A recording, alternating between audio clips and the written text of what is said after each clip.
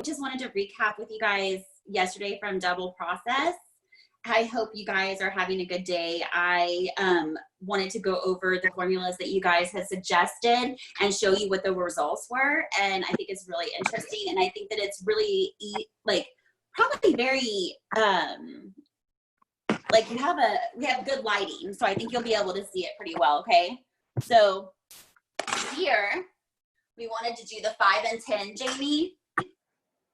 So on this front right quadrant, it was lifted to an 8, and that's 8A and 10 volume, or 5 volume, okay? Now, on the other side, same thing, but 10 volume. So I don't see a whole lot of difference. As you can tell, when I was lightening her, she was fried. She has like a bunch of, because I really had to lighten her. And then, okay, so those are pretty smoked out. And then the back left side, you can see the violet. This is a BV.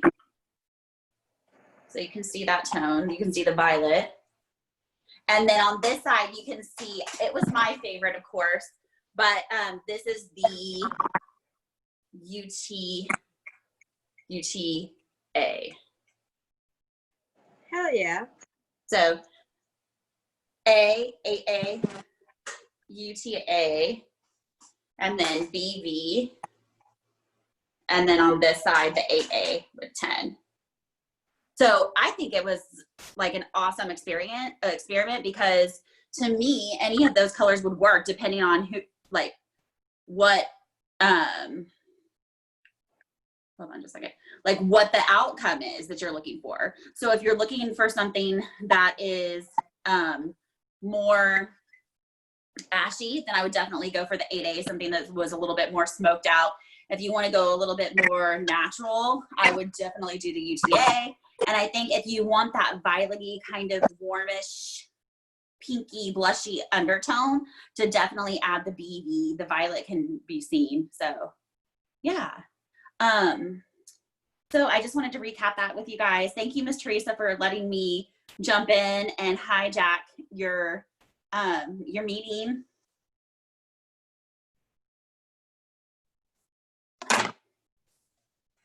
Hello. Hello. No, I think Thank you. Thank you so much. Anytime. Absolutely. Okay. Have a good day.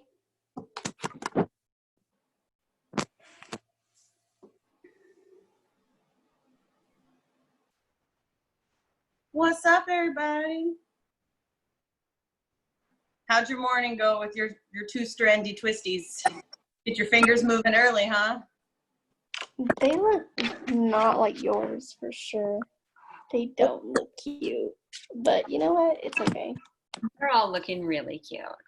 No, the ones that I've seen and I've been grading look awesome. Absolutely. You did. And then, like, thinking about it, and like, what can you use to secure something if you don't have like bobby pins or rubber bands and like that kind of stuff? So, I mean, hopefully most of us have some bobby pins, but like, especially for these like 2-strand twists and Zulu knots and stuff, if they're done on hair that's actually naturally curly, they'll stay. They're not going to unravel if you don't secure them with a clip or a pin. So I know it's kind of unfair working on these long, straight, maybe there could have been a wave at some point in this hair's life hair. But ultimately, because this is harder, whenever you guys are doing the real deal, you're going to be like, shit, this is so easy, whatever. You know what I mean? So I was wandering around and I was like, well, if they don't have a rubber band or a bobby pin, what else might we use? So this is a chip clip right here, holding on to a Zulu knot. And actually, like, weird pro tip, whenever you go and buy pants from like Target and Walmart and they have like the little clippy hold them on things, if you break them off, they make legit the best, like, super strong chip clips. So I have a whole drawer full of these.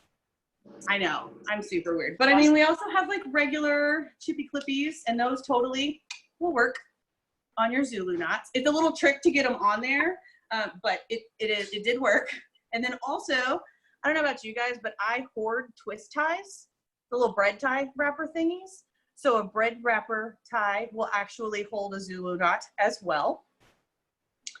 So that was a fun, interesting thing. But like I said, like most of you guys are like rubber band and bobby pin hoarders in class. Like you whoop your kits open, you're like, here, I've got 57. So, you know, you can totally reuse those on your doll heads while we're doing this until we can figure out a way to get you guys some supplies. If this does like go weird, right? So I've done a couple of Zulu knots up here. I started at the top of my panel and I'll hurt my knuckle. Okay, so I started at the top of my panel up here and started basically in a triangular section at the very top corner, because that was, see, those are my rope braids from earlier.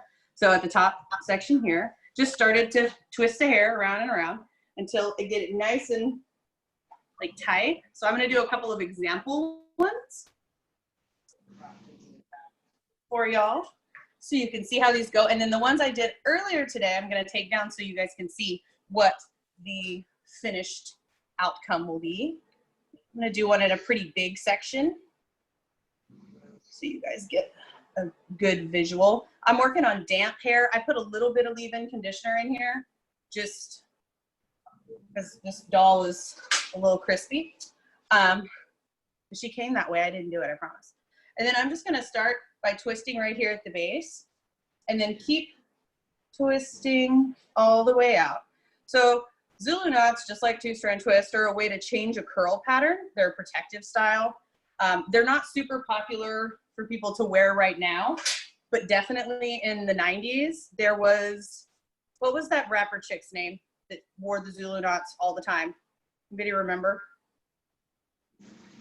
Hush Spice did, but that's not a rapper. Right, No. right. But there was the, like, she wore a full head of Zulu knots. It was either the Brat or Eve or somebody like that. But anyway, so they're not like super in right now. But what they do is they stretch out a curl pattern and change somebody's natural curl pattern. And then these start to twist in on themselves. So basically you're gonna start wrapping this around and it'll start nesting on the head. Nice and tight, like a little cinnamon roll here. And like, I gotta keep twisting just to keep my tension, right? And then all the way down. Rihanna So used to you're- wear 'em. Is that who I'm thinking of? Maybe, Yeah, she I used don't to wear know. them a long time. Okay, maybe that's who I'm thinking. I can't remember. But But I don't know either what way, that's who you're they haven't been in, you know, like as a style, like pop culture style, whatever, for probably 15 years maybe. So once I get down to my little tail, I'm gonna use on this hair, I prefer the little rubber bands. Just make sure that you catch your tail with your rubber band whenever you go to put it on. So that way it stays. But like I showed you earlier, the only thing holding this is a chip clip.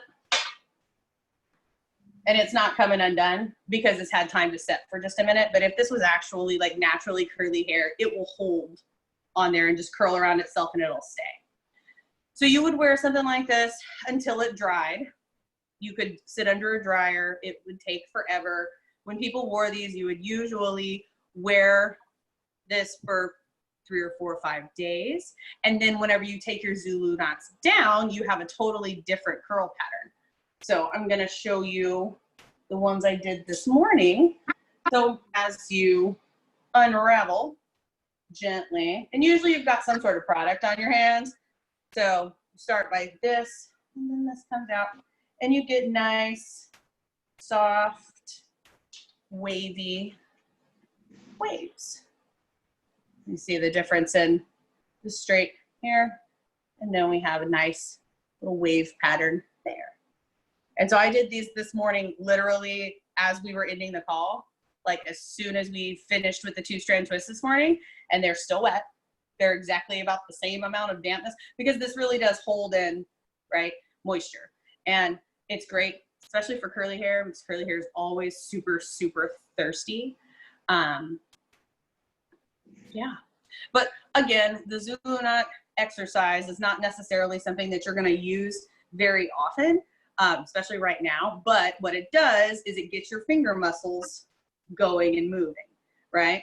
And it keeps that dexterity working in your wrists and your fingers and in your like manipulation of hair. So depending on your base. So if you've got so I've got like a rectangle here, you can use a square base like that guy. You can use a triangular base like this guy up here. It's gonna fall different. So usually what's recommended is a triangular base placement around the hairline. So anywhere around someone's face, because otherwise if you're doing like squares and you take those down, you're gonna see, it's gonna look like railroad tracks. You know what I mean? After you take them down. Like they'll look really good while they're in the Zulu knot, but whenever you expand that style out, you're gonna have just a kapow, line, line, line. So using a diagonal, so just like in color, how a diagonal section will give you blended look, a diagonal section or a triangular section on the hairline will give you more blended look whenever you take out the Zulu knots, or even the 2-strand twist or the 3-strand braids, or whichever technique you're using. So this afternoon's assignment is to do a whole head of Zulu knots.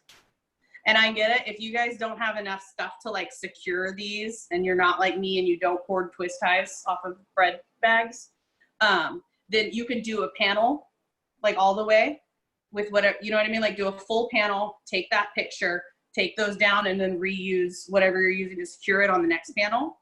So I would still work in 4 panels off of that natural part. You can choose to do a center part just to give you like an equal amount if that's what you're after. But really it's beginning with the end style in mind. And yeah, I mean, we're gonna do some Zulu knots to get your little finger muscles going, keep them going for you today. I've exercised them a lot. So these are the 2 rope braids that we did earlier. And I just took my rope braid, and instead of securing it at the hairline with a rubber band, I just switched it over into a 3-strand braid so it wouldn't fall out. So if you guys are struggling with that, and whenever you're doing this, so when you get down here, you just break it into 3 and then just do a free hanging 3-strand braid if you need to. And also, Can you do one more Zulu knot for us? Absolutely. Of course, of course. Take a section. Trish, while you're doing that, I'm sorry. I was going to ask you, I see that you're doing multiple on the same head. We're supposed to do... Y'all are doing full heads. Right. That's what I was clarifying. Okay. Yeah, yeah. I was just keeping these up here to show in case anybody had questions for later instead of taking everything out of my doll. So just start twisting. Keep your fingers close. Start twisting here. And then if this was done on curly hair, you would really be like detangling this out, because the intention is to stretch the curl pattern and to change the curl pattern.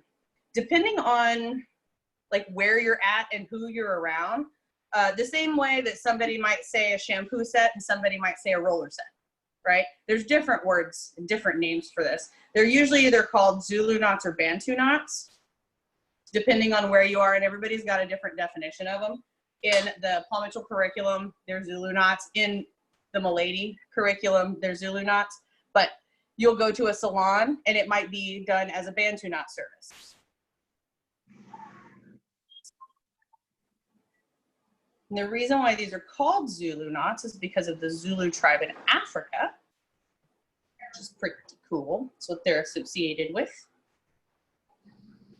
But actually a lot of African tribal culture, like braids, whenever you get into it, the more intricate the braid, the higher up in society you are, which is kind of cool. People would spend days having their hair braided in these like intricate patterns and stuff. Okay, so once I got that all twisted down, and you're gonna have a little tail because her hair's straight, so if, I don't know if y'all can see that little tail guy hanging out of my, you're gonna have one of those, it's okay. On curly hair, like I said, it'll just wrap itself around and keep curling, right? So once you get down there, ponytail holder, chip clip, whatever it is you're choosing to use, and secure that. And there is a Zulu knot. Thank you. Absolutely. I'll keep doing it.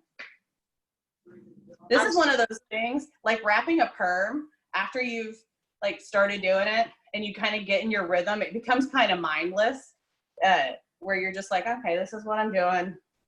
This is the motion I'm taking, you know? Does it, like the size of sections that you're using, does that determine obviously the size of the wave pattern that your end result, right? So like if they want big bouncy waves, then you would take slightly bigger sections versus the real tiny ones if they want like curly ones.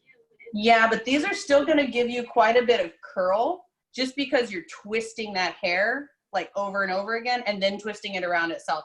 The bigger section is going to cause it longer. It's going to take longer to dry. So it would be one of those where it lasts longer, right? Before you comb it out or expand it. But if you're wanting, like, I mean, how do you sleep on these things? They look extremely carefully with a uncomfortable to silk sleep on. pillowcase. I mean, it's just the same as sleeping with a ponytail. You just got lots of ponytails, right? I'm gonna do this I don't one sleep with with a ponytails. bobby pin. That- I mean, people sleep with rollers in their hair, don't they? So I just secured this one with a bobby pin right here. If you're doing the bobby pin, just make sure that you catch that little tail, because otherwise it'll slide right out of your bobby pin. And then you're gonna be like, oh my God, it won't stay, I hate it, right?